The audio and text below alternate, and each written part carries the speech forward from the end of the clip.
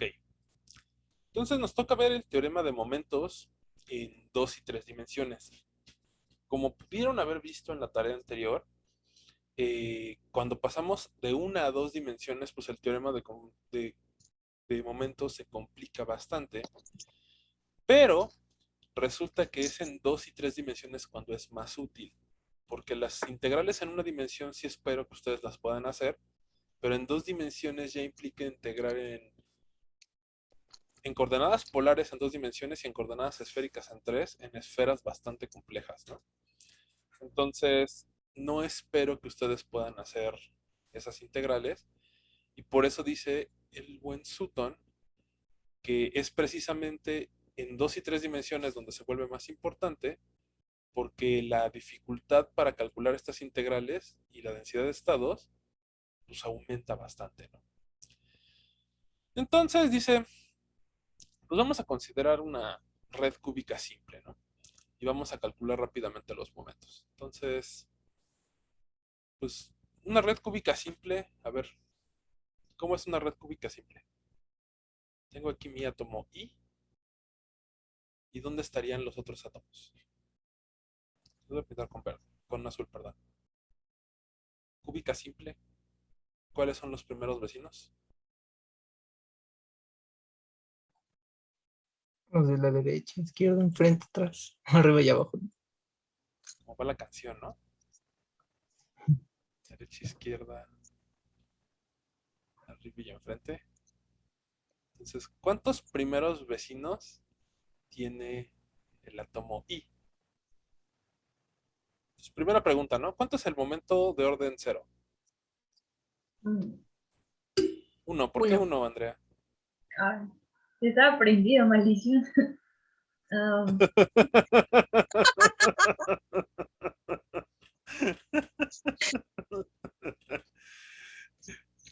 ¿Cuál es el momento de orden uno? A ver, Gerardo. Cero. Ok. O sea, tienen la mitad de la primera respuesta bien del examen. Es uno y cero. Como buen profesor, ¿no? Les pregunto a ustedes las que valen uno y las que valen cero.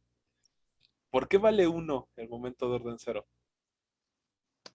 Porque solo hay un estado S por átomo.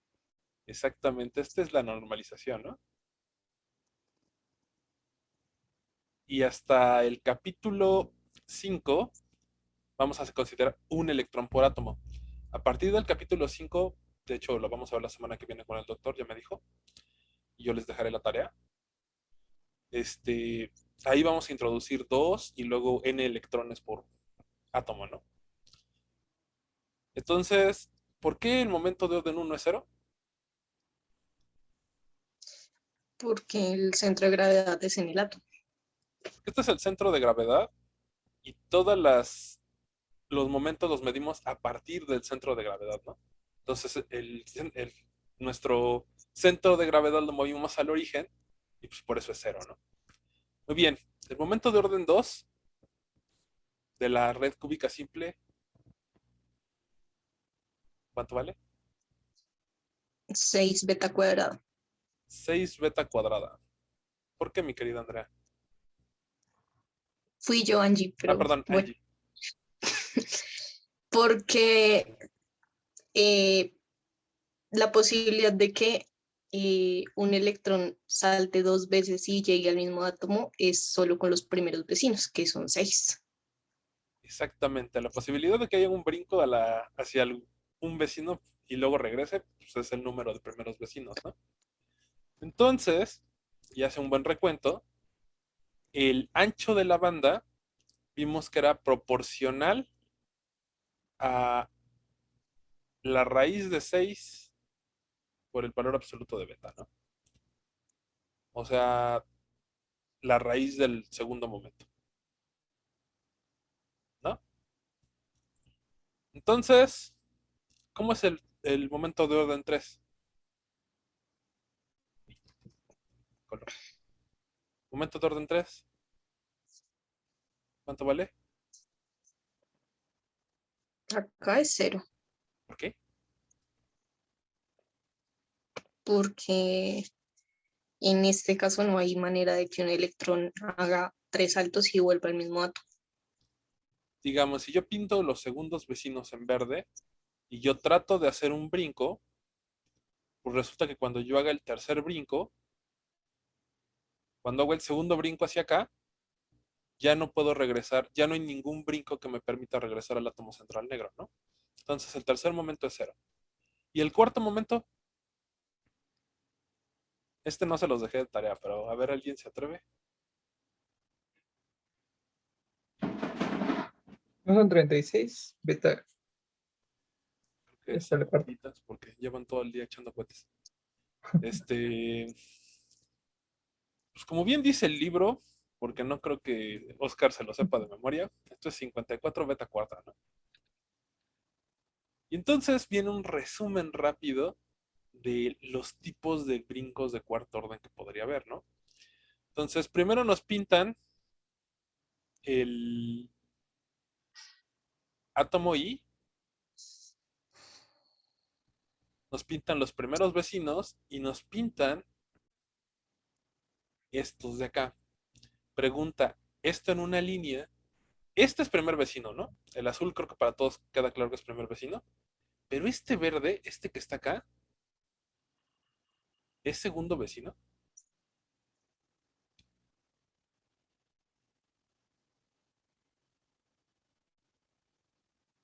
El negro es el central, el azul son los primeros vecinos. ¿Este verde es segundo vecino? Sí, ya sería tercero, ¿no? Sí, ¿no? Sería tercero. A ver, escuché que Angie dijo que sí y que Oscar dijo que esta teoría sería tercero. ¿Cuáles son los segundos vecinos entonces?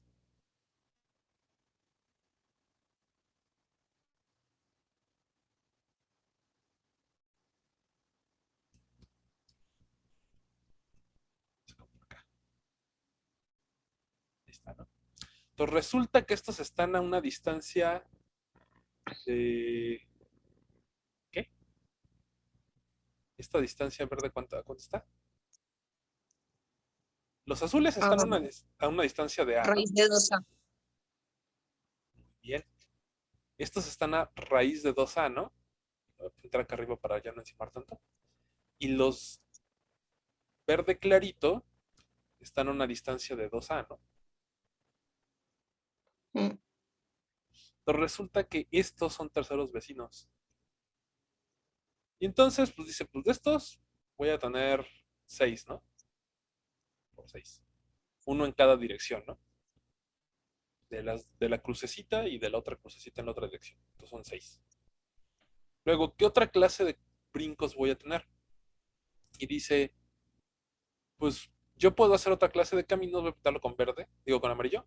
Yo puedo brincar a este y luego irme hacia arriba y regresar, ¿no? ¿Están de acuerdo? Entonces, estos de aquí serían negros, azules y el otro verde, ¿no? Así. ¿Y de estos cuántos voy a tener? Pregunta para ustedes. 12. Ah, no. 20. Creo que 24. Vamos a tener 24, porque Sí. aquí va a haber otro verde y acá atrás va a haber otro verde, ¿no? Entonces yo tengo 4 brincos para cada uno de estos átomos.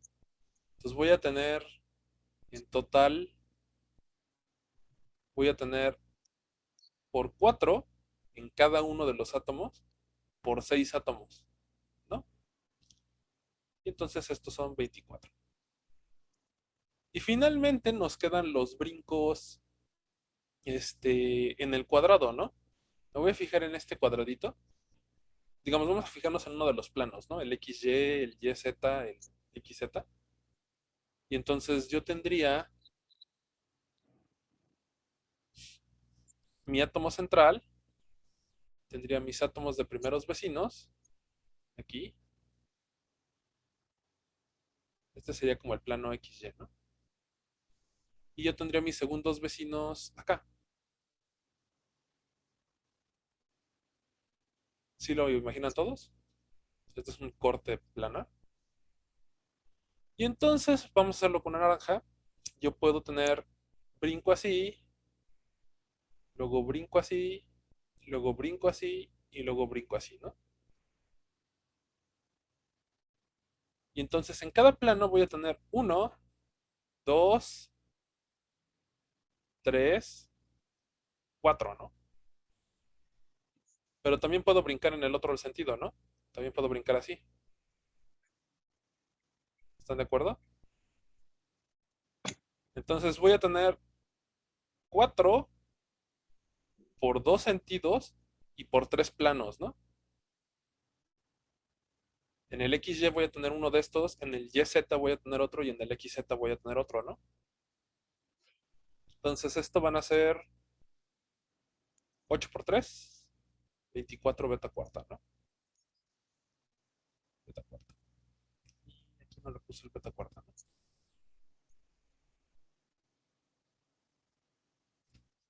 ¿Y ya son todos los tipos de brincos que puedo tener? Pregunta para ustedes. ¿Ya son todos los tipos de brinco que puedo tener? Creo que sí. Sí, ¿no? ¿Quién sabe? Esta discusión siempre la tengo y resulta que esta es una de las correcciones que existe en el libro. El libro que está en internet, que es el que yo siempre les pongo, es la, si no me recuerdo, la tercera edición del Sutton. Esa fue la última edición que se hizo, pero después salió una versión más nueva con una corrección. Y las correcciones, la gran mayoría, viene una página con correcciones después del prefacio. La gran mayoría de las correcciones viene precisamente en el teorema de momentos. Resulta que el teorema de momentos de cuarto orden hay otro tipo de brincos que no considero Sutton. Este de aquí y el del otro lado. Si se dan cuenta es estrictamente diferente a este de acá, ¿no? Porque aquí me estoy yendo hasta segundos vecinos y aquí me quedo en brincos a primeros vecinos. Y hay 6 de estos. Entonces resulta que el cuarto momento en realidad debería ser 60 beta cuartas. Pero, para suerte de Sutton, esto no elimina nada de lo que hace en el análisis. Porque al final de cuentas utiliza el cuarto momento para decir que el parámetro S es mayor que 1 y por tanto espera un comportamiento bimodal. Entonces lo único que le estoy diciendo es que no es 3 medios, que es algo así como, pues vamos muy rápido, sería 60 entre 6 al cuadrado, 6 por 6, 36, ¿no? Entonces resulta que no son 3 medios, que son más de 3 medios, ¿no? Es todavía más grande, entonces todavía más bimodal de lo que esperaba Sutton. Y aquí lo que nos dice es, no hemos calculado la densidad de la red cúbica, pero ya deberíamos poder decir cómo se va a ver. ¿Por qué? Porque ustedes ya saben cuánto es el ancho. El ancho de la banda es raíz de 6 beta. Ya saben que está centrada porque el momento de orden 3 es 0, es decir, no tiene sesgo hacia ningún lado y que tiene un comportamiento bimodal. Entonces ustedes ya deberían poderme dibujar de alguna manera el, la densidad de estados en 2 dimensiones, ¿no? ¿Alguien se acuerda de la densidad de estados de una red cúbica? La vieron con el doctor, ¿no? La vieron en la clase pasada.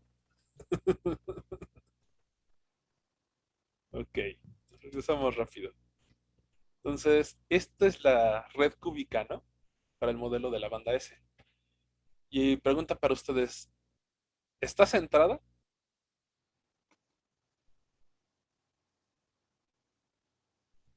El ancho es proporcional a... ¿Cuánto es el ancho de la banda?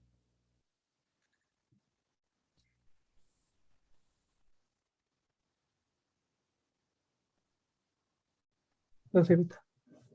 Es 12 beta, ¿no? Entonces, yo les había dicho... Ah, no escriben, qué loco. sé por qué no quiere escribir ahorita. Les había dicho que era proporcional a la raíz de 6 beta, ¿no? Entonces, y aquí vemos que es 12 beta. Entonces, ¿cuánto es nuestro error? ¿Alguien se atreve? Raíz de 6 a 12. Tenemos ahí un factor de proporcionalidad, ¿no? Pero es proporcional a raíz de 6 beta. Está centrada porque el momento de orden 2 es 0 y es bimodal. ¿Ustedes ven la bimodalidad aquí?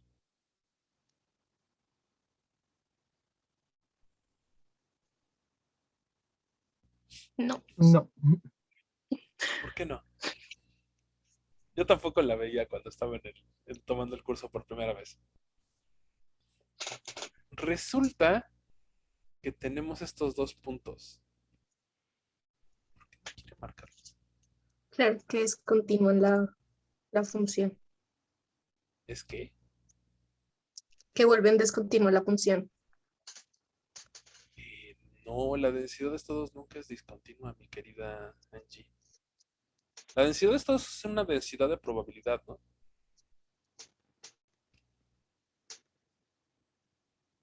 No tengo idea de por qué no está queriendo hacer la marca. Bueno, aquí está. Resulta que estas dos son singularidades. Si recuerdan, se llaman singularidades de Van Hoff y son donde tengo puntos picudos en la densidad de estados, ¿no? Ya sea que sea discontinuidades en el aspecto de que se va a infinito y luego regresa, o en este caso sería discontinuidad en el segundo, en la primera derivada. Entonces, estos son puntos especiales y la razón por la que saco esto es porque en el capítulo que sigue, dentro de una semana, vamos a ver que la banda S en 3 dimensiones realmente tiene una forma de este estilo. Entonces, esto de aquí, en realidad lo que vamos a encontrar cuando hagan los cálculos es que tiene como una forma de una M. Entonces resulta que sí es bimodal. Solo que aquí no se ve porque se ve como una línea plana. ¿Ok? Entonces, pues el teorema de momentos no solo es muchísimo más sencillo que hacer estas integrales horribles de senos y x cosenos que están acá arriba, que se hacen por partes y salen un montón de partes, porque aparte las vamos a ir multiplicando por los términos de e a la 1, a la 2, a la 3, a la 4, ¿no? Entonces esta integral se va a ir haciendo cada vez más difícil y va a tener cada vez más términos de integral por partes. Entonces en vez de estar haciendo eso, pues nosotros podemos hacerle la integral, perdón, podemos hacer el teorema de momentos, hacer brincos rápidos y pues más o menos hacer un dibujo esquemático de cómo debería verse, ¿no? Ok, y entonces viene una segunda propiedad que curiosamente la vimos en la densidad de estados de Oscar y de Alejandro hace un par de semanas en el seminario. ¿Tendrás por ahí tu densidad de estados, Oscar? Búscala en lo que yo explico. Sí, sí, lo busco. Entonces dice, otra de las ventajas que tiene el teorema de momentos es que nos puede ayudar a determinar la densidad de estados local de una impureza. ¿Qué problema trae una impureza a cómo hemos venido resolviendo las cosas? ¿Quién se atreve a decir? Imagínense que tenemos un cristal, ahorita no vamos a decir de qué forma, pero tienen un cristal y le ponen una impureza en el sitio ahí. ¿Qué complicaciones tendría eso? Digo, sé que no hemos visto impurezas, las vamos a ver en el capítulo que sigue, pero ¿qué hay automáticamente se destruye? Pues la periodicidad, ¿no? O sea, aparte como que ajá, la periodicidad, entonces el teorema de... Nos dice que todo lo que hemos venido haciendo está basado en el teorema de Bloch, o de Bragg, como les dije en la tarea. Todo está basado en que tenemos una función de onda de Bloch. Si no tenemos esa función de onda, el problema es literalmente insoluble porque vamos a tener 10 a la 23 ecuaciones y vamos a tener que diagonalizar una matriz con 10 a la 23 entradas, ¿no? 10 por 10, 10 a la 23 por 10 a la 23. Y hasta donde venimos en este momento, igual y en unos 10 años ya no digo lo mismo, es imposible hacer computacionalmente eso. Literalmente no tenemos ninguna computadora que pueda resolver una matriz de ese tamaño. Dicen que con las computadoras cuánticas se van a poder hacer, pero pues yo estaba en la prepa cuando me hablaron de las computadoras cuánticas, ya estoy en más que postdoc y siguen siendo una teoría, ¿no? Entonces, como bien dijo el doc el martes pasado, igual y nos toca alcanzar a ver que las computadoras cuánticas puedan resolver estos problemas. Pero ahorita Yo sí creo que no sí se se puede. Bueno, el día de hoy no se puede, ¿no? No estoy diciendo que no se pueda, estoy diciendo que hoy en día no se puede. Yo creo que en algún día sí se va a poder, ¿no? Entonces, pues resulta que es prácticamente imposible y esto se conoce como el problema de Slater-Koster. Literalmente de que si metes una sola impureza, todo vale madres, ¿no? Existen maneras más sofisticadas dígase en los 90s cuando Sutton daba este curso en Oxford. Actualmente las funciones de Green ya no son sofisticadas, de hecho deberían estar incluidos en este curso, pero pues todavía no hemos dado el paso para obtener un libro más nuevo, ¿no? Entonces, las funciones de Green es una manera de resolver impurezas, pero lo que nos dice es que el teorema de momentos nos puede dar una qualitative insight. ¿Qué significa eso? Que nos puede dar como un pincelazo de brocha gorda, ¿no? Nos puede decir a grandes rasgos qué va a pasar en la densidad de estados cuando ustedes meten impurezas. Y muchas de las propiedades, explícitamente las electrónicas, dependen directamente de la densidad de estados. No dependen tanto de cada eigenvalor, sino como que dependen de la densidad, de la suma de los eigenvalores. Entonces las propiedades no son intrínsecas de cada uno de los eigenvalores, aunque hay algunas importantes que sí pueden importar de un eigenvalor, ¿no? Y de hecho vamos a verlo al final de este capítulo, en cuando sí es importante uno solo. Y entonces dice, vamos a fijarnos en una impureza que en vez de tener una energía de sitio alfa, va a tener una energía en sitio epsilon. ¿Sí se lo pueden imaginar?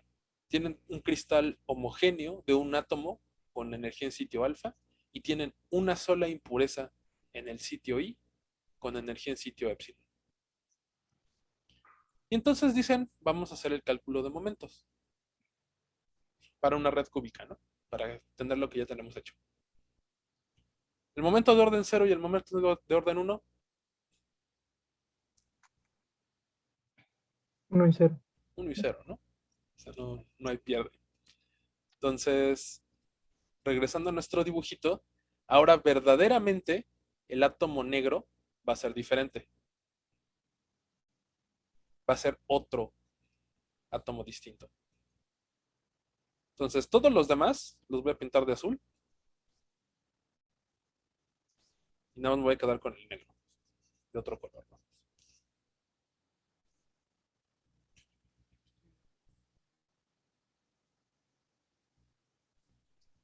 Entonces, pintamos los otros de azul, ¿no?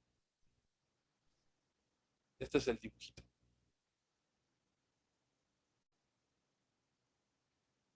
¿Están de acuerdo?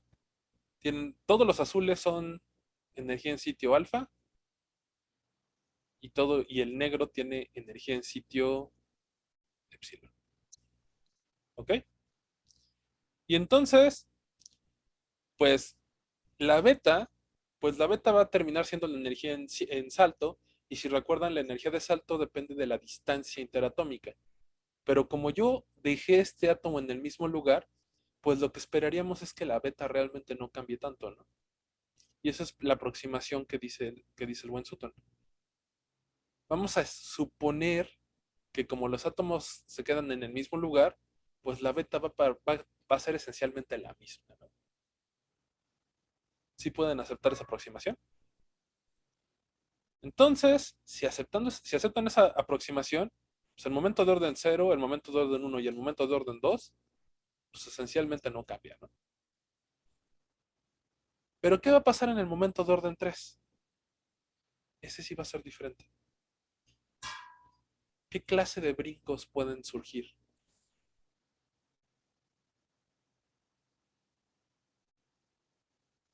¿Quién se atreve? Tengo aquí mi átomo, mi impureza. Tengo aquí mi átomo que no es impuro.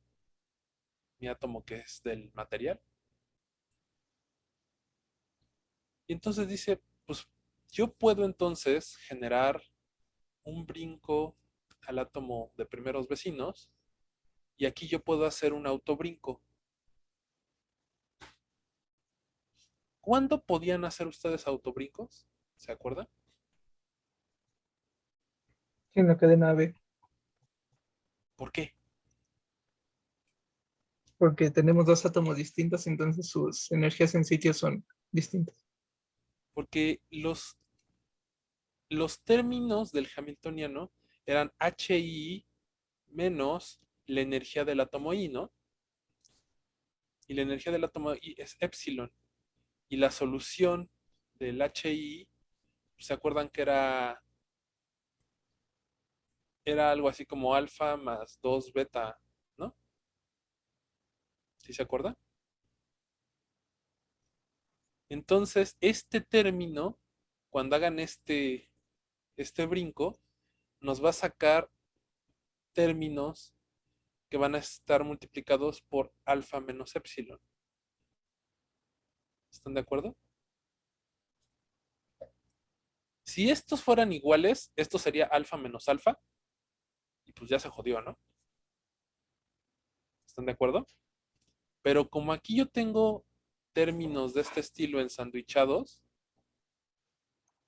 ¿sí se acuerdan? Pues resulta que me va a salir un término de este estilo. Pero los brincos rojitos, voy a ponerlo con el color adecuado. Los autobrincos nos van a quedar con términos alfa menos epsilon. Y los brincos normales, pues me van a quedar como beta, ¿no? ¿Están de acuerdo? Entonces yo tengo dos brincos normales, pues tengo beta cuadrada, y tengo autobrincos alfa menos epsilon. ¿Están de acuerdo? ¿Y cuántos de estos voy a tener?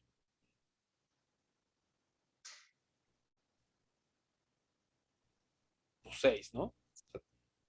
Brinco al primer vecino, hago un autobrinco en el primer vecino y me regreso. Es la única clase de 3 brincos que van a existir, ¿no? Entonces el momento de orden 3 ya no es 0. Y para el momento de orden 4 van a salir otros 2 brincos. De entrada, pues voy a tener todos los brincos que acabo de hacer, ¿no? Los 60 beta cuarta. Todos esos van a existir. ¿Están de acuerdo? Pero aparte, voy a poder agregar otro tipo de autobrincos. Voy a poder brincar a los primeros vecinos, quedarme aquí, hacerme tío Lolo un rato, brincar una vez, brincar 2 veces y regresar, ¿no? ¿Están de acuerdo que yo puedo hacer esa clase de brincos? Entonces aquí había que agregar 6 beta cuadrada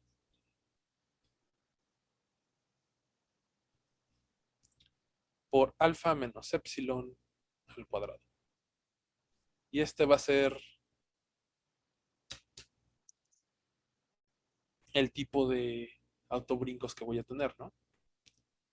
Entonces, ¿qué quiere decir que el tercer momento ya no sea 0?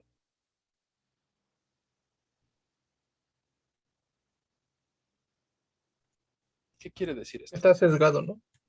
Que está ¿Qué onda? sesgado, que va a estar recargado a alguno de los dos lados. Entonces, pues vamos al libro. Van a salir términos de este estilo, h menos epsilon, H pues va a valer alfa I, entonces alfa menos epsilon, ¿no? Y los terceros momentos son 6 beta cuadrada alfa menos epsilon. Y a los del cuarto momento, a los 54 o 60, según la errata, pues hay que agregarle los 6 beta cuadrada alfa menos epsilon al cuadrado, ¿no?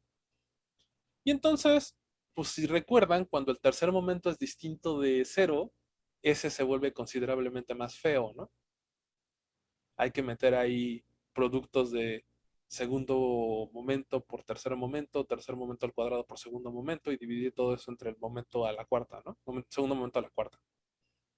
Y entonces hace la algebrita y dice, si ese es mayor que 1, pues eso va a ocurrir cuando alfa menos epsilon sea mayor a la raíz de 3 beta. Y si eso pasa, va a ser unimodal. ¿Ok? Entonces, si alfa y epsilon son relativamente cercanos, pues este término va a ser relativamente chiquito y pues se va a parecer a lo que ya veníamos viendo, ¿no? A lo que vieron en la clase pasada con el doc. Creo que eso es algo que todos esperarían, ¿no? Físicamente. Si alfa y epsilon son prácticamente iguales, pues la densidad de estados debe ser prácticamente igual. ¿No, Santiago? Entonces agarra y dice, pues vamos a fijarnos en una epsilon grande para que no se parezcan. Eso es lo que está diciendo Sutton, ¿no? Entonces, ¿qué tan grande tiene que ser grande? Pues la diferencia entre alfa y epsilon tiene que ser mayor a raíz de 3 beta. Eso es lo que está diciendo. Y si eso pasa, se vuelve unimodal y obtiene esta clase de forma, como una forma deladeada. Y si epsilon es más grande, pues alfa menos epsilon es... Si epsilon está a la izquierda, epsilon es más pequeña, ¿no? Y entonces alfa menos epsilon sería positiva. Entonces, para alfa menos epsilon positiva, pues la densidad de estado se va a hacer a la izquierda. ¿Están de acuerdo? ¿Por qué? Porque epsilon está a la izquierda. Y si epsilon está a la derecha, pues alfa menos epsilon es negativa y la densidad se va a recargar a la derecha. Esto es algo que esperaríamos, ¿no? O sea, si tengo estados a la izquierda, más estados a la izquierda, pues la densidad de estados debe recargarse hacia la izquierda, ¿no? Debe estar sesgada a la izquierda. Y si tengo estados a la derecha, pues el sesgo debe ser a la derecha. ¿Están de acuerdo todos? Sí. Ok. ¿Tienes por ahí tu densidad de estados, Oscar? Aquí es donde la quería usar. ¿O no la Sí, usaste? sí la tengo aquí. Ok. A ver, ¿nos la puedes mostrar tantito? Sí. Ok.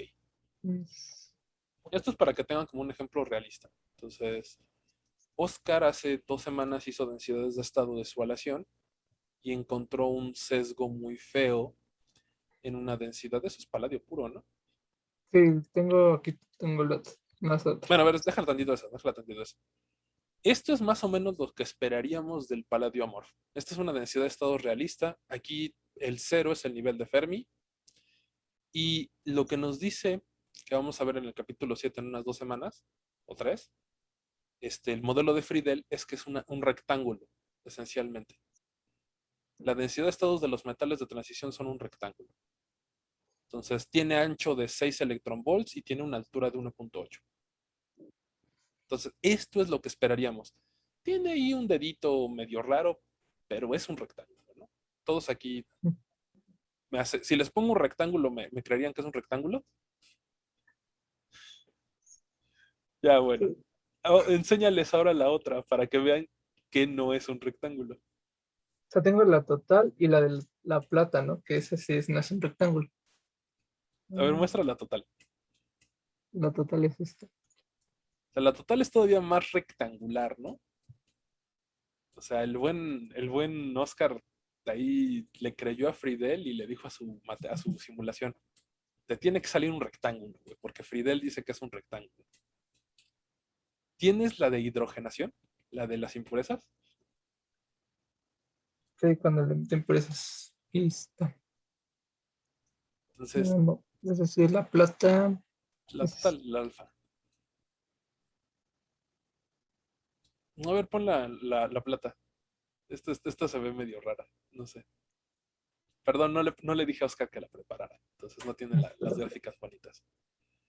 Entonces, resulta, y esto le pasó a Alejandro y a Oscar en la semana pasada, que cuando le metieron impurezas a su material de hidrógeno, la densidad de estados, que era un rectángulo bien bonito, se pegó hacia la izquierda.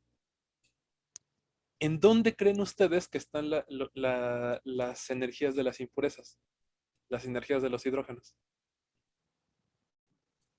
Si tenías el rectángulo bonito entre -6 y 0 y se hizo una deformidad hacia la izquierda, ¿dónde crees que están las impurezas, Santiago? Vuelve a poner el rectángulo, el anterior. ¿De paladio o el El total? total, la total de alfa. Pues en la izquierda, ¿no? Entonces, pues si pasamos de un rectángulo bonito a una cosa que se inclinó a la izquierda, pues esperaríamos que las impurezas están en la izquierda. ¿Tienes los hidrógenos por ahí? ¿De puros hidrógenos? Sí. A ver, muéstrale la de los puros hidrógenos. O ya Ah, te puse a parir chayotes. o sea, lo tengo en otro proyecto, pues. Ah, déjalo ahí.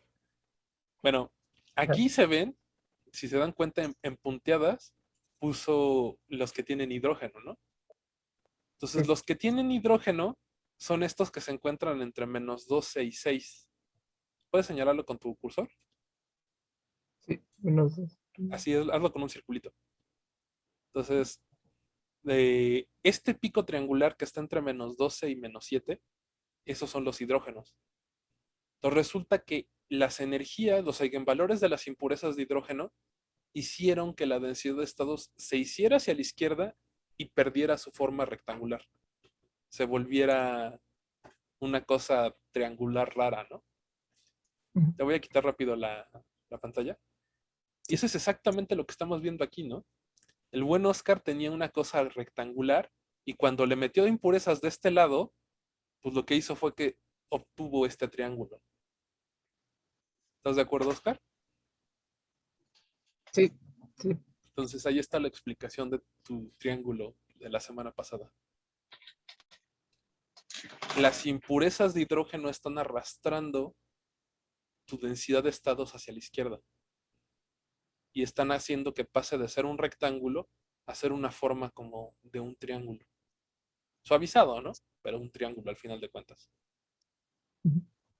Y luego Gary dice, pues vámonos a un caso más extremo. A un caso donde epsilon no solo está a la derecha de alfa, sino que está mucho más a la derecha. En el caso de Oscar, estaban mucho más a la izquierda, ¿no? Y aquí lo grafica. Y dice, vamos a poner unos que estén tan alejados de alfa que se salgan de la densidad del ancho de la banda. ¿Alguien sabe cómo se le llama este material? Ya con eso acabamos el tema y nos podemos ir a comer. En serio, ya con esto se acaba el capítulo.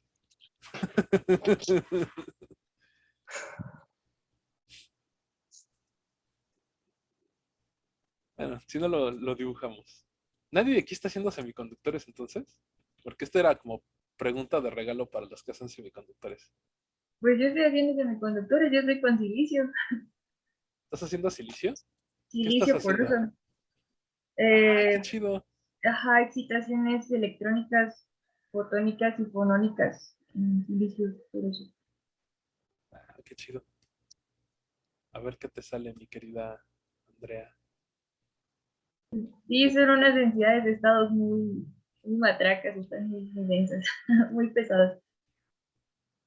Sí, y eso que no te pusiste a hacer fonones.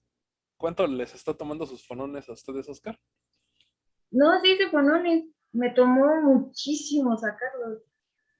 Ah, ¿ya los hiciste? Sí, ya hice fonones, ya están los electrones, los fotones, bueno, sí. Para fotones hicimos función dieléctrica y el índice de refracción. Oh, ok. No, pues va bastante bien. ¿Cuántos átomos hiciste tu poroso? La supercelda es de 32. Son Está muy pequeñas. chiquito, sí. Ajá, está muy pequeña, pero es que si tan solo con 32 explotaba constantemente con fonones, creo que de 70, que era 64 y 72 eran las que queríamos hacer, pero no, ya íbamos a morir. Pues bueno, seguramente para esta tesis de maestría se va a hacer, pero a ver qué sale. Ya, Se va a complementar con experimental, pero a para que ver. no te sientas tan mal de que se tardaban un montón, de 32, están de haber tardado como una semana, ¿no? ¿Tus fonones? Mínimo. A veces echaron como más de una semana. Ok. Nosotros solemos hacer celdas como de 600 átomos. Los fonones nos suelen tardar más de un mes. Entonces, sí es pesado, pesado. Entonces, esta es la banda de un semiconductor, ¿no? No, perdón. Este es K y este es C, ¿no? ¿Sí se acuerdan? Que este era un semiconductor. Si no, pues lo vamos a ver la semana que viene. Los diferentes tipos de bandas y de brechas prohibidas. Y entonces, resulta que hay una cosa que se llama semiconductor extrínseco. ¿Alguien de aquí trabaja con semiconductores extrínsecos? ¿No? Y estos son semiconductores extrínsecos porque para poder conducir requieren ser modificados. Y hay dos maneras de dopar este material. Es decir, yo voy a meter un dopaje, un material con una energía de banda epsilon. Si se acuerdan, la alfa estaba por aquí, ¿no? La alfa estaba por aquí. ¿Están de acuerdo? Y esta era la separación de la banda. ¿Sí se acuerdan? No, mentira. La alfa está acá abajo, ¿no? Este es alfa. Y es alfa más 2 beta coseno de K, ¿no? En una dimensión. Entonces, para poder llegar a la banda de arriba, a la banda de conducción, y que esta cosa conduzca, hay dos maneras de hacerlo. La primera de ellas es meter una impureza a la mitad de mi brecha, y esa sería la epsilon que estamos viendo ahorita. Entonces, si ustedes meten la impureza aquí arriba, a esto se le conoce como los que van a conducir, van a ser los electrones que están en esta bandita. Y estos son los que van a brincar a la banda de conducción. A este tipo de conductores se le conoce como los conductores tipo N-type.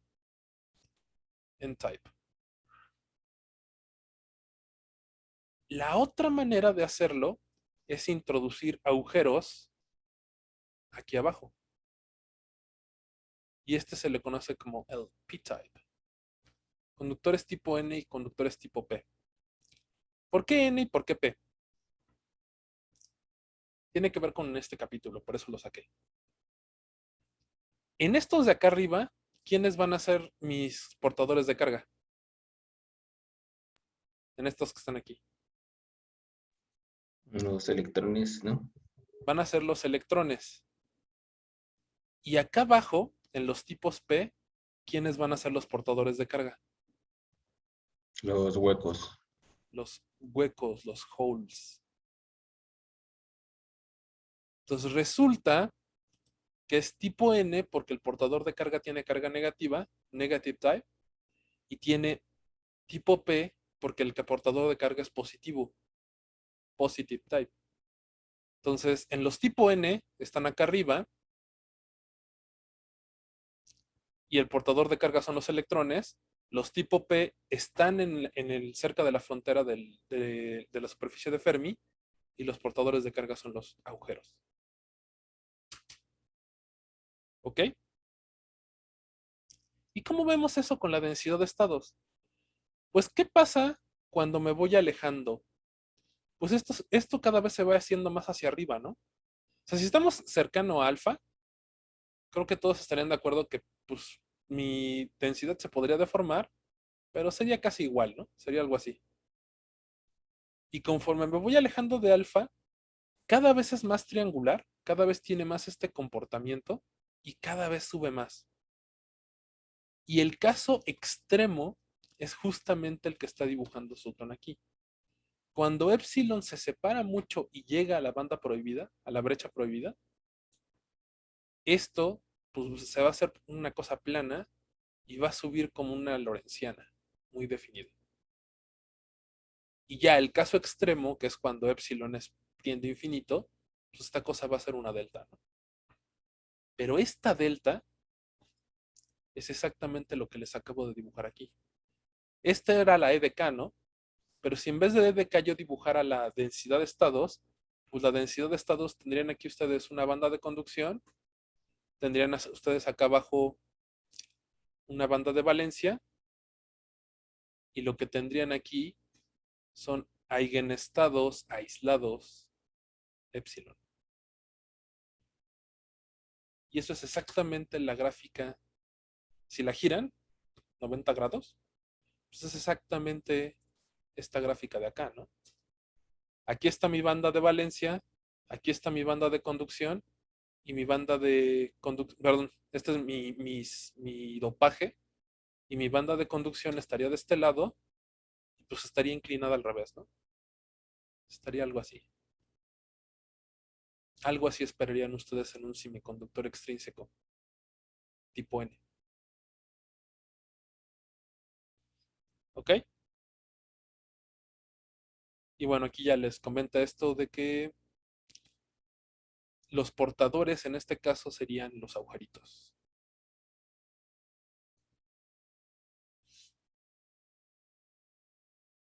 No, yo me acuerdo que sí lo comentaba cuando leí la de esta. Igual y lo soñé. Bueno, ¿aquí hay alguna duda? Pregunta. Lo que sí les dice es que aún en este caso extremo donde ya salió una delta y está en medio de la brecha, el teorema de momentos es exactamente lo que acabamos de calcular, ¿no? O sea, sigue siendo el momento de orden 3, 6 beta cuadrada alfa menos epsilon. Y el momento de orden 4 sigue siendo 60 beta cuarta más 6 beta cuadrada alfa menos epsilon al cuadrado. Y bueno, el problema exacto básicamente lo vamos a resolver en el capítulo que sigue, que es cuando veamos brechas y por qué surgen las brechas, ¿no? ¿Hasta aquí hay alguna duda? ¿Pregunta? ¿No? Bueno, yo sí tengo o sea, puedo entender más o menos por qué quisiéramos saber la forma de las densidades de estados. Ujú. Por lo que acabamos de platicar de los semiconductores, pues es el ejemplo, creo que más, bueno, el clásico, ¿no? Ujú. Pero, por ejemplo, en el caso de Oscar, tú, persona, o sea, ¿por qué te interesa saber eso? Ok.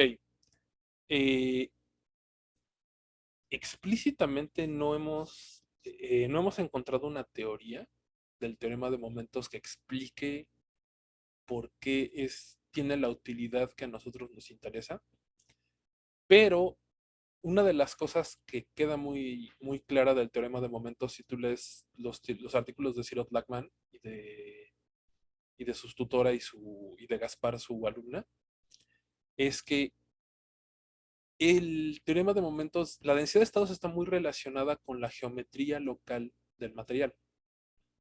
¿A qué me refiero? Pues lo podemos ver en los dibujitos, ¿no? Ah, ya lo borré. Entonces, si ustedes tienen aquí su átomo y tienen los vecinos, pues literalmente el segundo momento me está relacionado, el momento de orden 2, la raíz del momento de orden 2, es proporcional a z, donde z es el número de coordinación de primeros vecinos, por el valor absoluto de beta. Y esto es proporcional al ancho de la banda. Entonces, resulta que la densidad de estados nosotros hemos encontrado que está relacionado con la estructura del material, con cómo se están ordenando. Entonces, Por ejemplo, si tú encuentras una bimodalidad, que esto está muy estudiado en... Se me olvidó ahorita el artículo, el doctor seguramente sabrá exactamente decirte en qué artículo. Lo que hemos encontrado es que cuando tenemos, por ejemplo, estructuras planares de átomos, o sea que tienes una rejilla aquí y acá arriba tienes otra de átomos, lo que hemos encontrado es que existe una bimodalidad en la densidad de estados a primeros vecinos. Perdón, en la densidad de estados a nivel de Fermi hay una bimodalidad. O sea, la densidad de estados va a ser así y aquí va a estar el nivel de Fermi. Este es el nivel de Fermi. Y esto es característico de todas las estructuras laminares que hemos medido. En el grafeno ya se los he dibujado y se los he mostrado aquí. El grafeno tiene esto. Tenemos un artículo publicado con uno de los de la ingeniería, no, con la Facultad de Química. Con la Facultad de Química tenemos un artículo donde estudiamos celulosa. La celulosa forma capas, es la madera. Y resulta que también tiene una bimodalidad de este estilo. Eh, el bismuto, que hemos trabajado un montón con él, y de hecho ahorita Flor está trabajando con él, tiene estructura de capas. Deja ver si tengo el artículo aquí a la mano para enseñarles las capas. Entonces resulta que todos los materiales que hemos encontrado con capas, que explícitamente tienen capas, tienen una bimodalidad a nivel de Fermi. Entonces, que el cuarto momento sea mayor que el segundo momento al cuadrado, en general, si tú me mostraras una densidad de estados, yo al ver esa bimodalidad, lo primero que supondría es que el material tiene capas. Entonces, estas son las clases de cosas que hemos encontrado que el doctor quiere publicar en un artículo, pero que nadie se ha aventado a hacer. ¿Qué otra clase de este otra clase de estructuras que hemos visto es que a veces existen densidades de estados aisladas? Estamos viendo, siguen viendo ustedes aquí. Ok. Este de aquí, este es el bismuto 1, que también se conoce como bismuto Wyckoff, porque fue Wyckoff el que lo midió hace como 40 años. Entonces, el bismuto tiene una bimodalidad bien definida. Ya se las he mostrado, si no más recuerdo. Y resulta que la estructura del bismuto cristalino tiene capas. Y esta distancia es considerablemente mayor que esta. Por eso es que estos son enlaces más rígidos que los enlaces con los de abajo. El grafeno, pues ya lo conocen todos, ¿no? Son capas hexagonales unidas por Van der Waals. ¿Qué otro material de capas me acuerdo ahorita? El de la celulosa no creo tenerlo a mano, porque ese artículo lo publicó el buen Héctor. Aquí está la densidad del bismuto cristalino, ¿no? Es el bismuto Wyckoff, el gris, y aquí está la bimodalidad de la densidad de estados. Entonces, esta clase de bimodalidades a nosotros nos indica que, que existe un sistema de capas. Y por ejemplo, en el bismuto 3, que aunque las energías están en la misma zona, no tienen esta bimodalidad. Y resulta que el bismuto 3, que lo tienes acá arriba, pues no tiene capas. En realidad tiene como una cosa helicoidal de si lo ves desde la capa X, XZ, se ve como un octágono.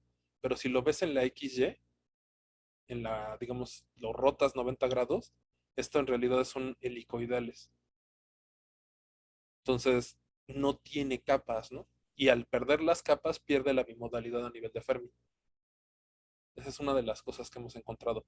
La otra cosa que encontró el buen Alexander, el hijo del doctor, es que cuando ustedes tienen un átomo encerrado, por ejemplo, una impureza, imagínate que esto fuera materiales de un tipo y este negro fuera otro material, una impureza.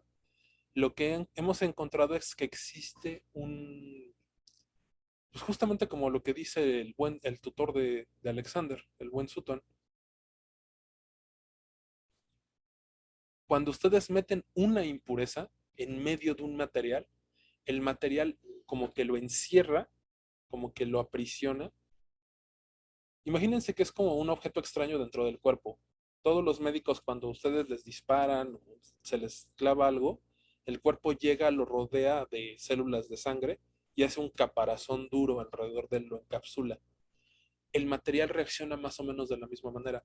Si ustedes ponen una impureza, el material se le va a acercar y va a tratar de encapsular esa impureza. Pero el problema es que este encapsulamiento se le conoce como confinamiento cuántico. Y el problema del confinamiento cuántico es que surgen precisamente estas deltas de energía, arriba o abajo, pero salen como estas deltas así. Y de hecho, eso lo ha estudiado bastante el hijo del doctor, este Alexander, y hay bastantes cosas ahí de quantum dots, que son precisamente el qué pasaría si tuviera yo una impureza rodeada por una cosa que le está encapsulando, y el resultado son esta clase de deltas en la densidad de estados. Entonces, ¿qué pasaría? Pues resulta que esto es un sí, solo sí. Tú solo ves bimodalidades si tienes capas. Tú solo ves cosas de este estilo si tienes impurezas encapsuladas. Entonces, si tú me muestras una densidad de estados y ves esta clase de cosas, lo primero que te debería decir experimentalmente es, tengo una impureza que está haciendo esto. O sea, puede que no la mida, pero el hecho de que bueno, puede que no la pueda medir yo en concentraciones porque es demasiado baja, pero la presencia de esta clase de cosas en la densidad de estados electrónicos te está hablando de que tienes impurezas y que están siendo encapsuladas fuertemente. Entonces, estas son las clases por las que es importante el estudio del teorema de momentos y de la densidad de estados en general. Ok. La simple forma debería decirte que es, por ejemplo, Oscar, si me llegara y me mostrara esta banda rectangular, pues ya por la experiencia, no sé qué material es, pero ya sé que es un metal de transición. ¿Ok? Si tú ves una densidad de estados cuadrada, eh, automáticamente tienes que suponer que esa cosa es un metal de transición o una aleación de metales de transición. Ok. Sí, porque pues, no sé si lo vamos a ver, pero como eso creo que no lo habíamos mencionado tal vez muy rápido. Como que sí, justo me quedaba la duda de por qué nos gusta tanto ver figuras, densidades de estados. Al final de cuentas, las propiedades como conductividad, como superconductividad, como calor específico electrónico, van a depender directamente de la densidad de estados. O sea, literalmente se calculan integrando la densidad de estados multiplicándola por alguna cosa.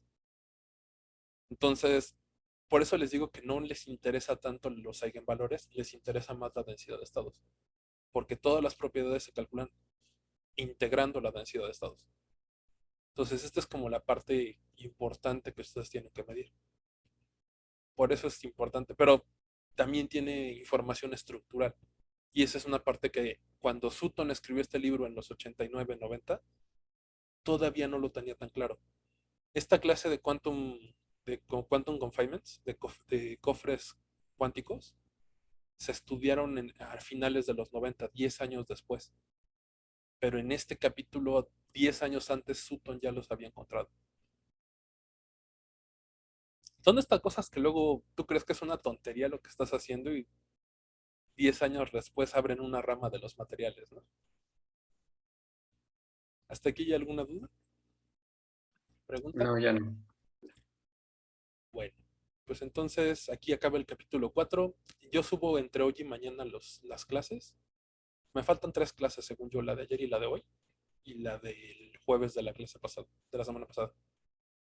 Entonces, el martes empezamos capítulo 5, ya sea que lo dé yo o que lo dé el doctor.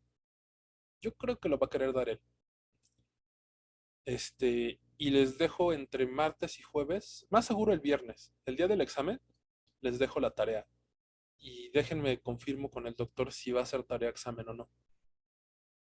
Yo creo que sí, porque el capítulo 5 son como 8 páginas. O sea, realmente son 3 problemas. Ya. Entonces, básicamente la tarea va a ser, hagan los pasos que Suto no hizo, ¿no? O sea, ya saben a qué tienen que llegar, ahora rellenen lo del medio. Sin pasos mágicos, por favor. O sea que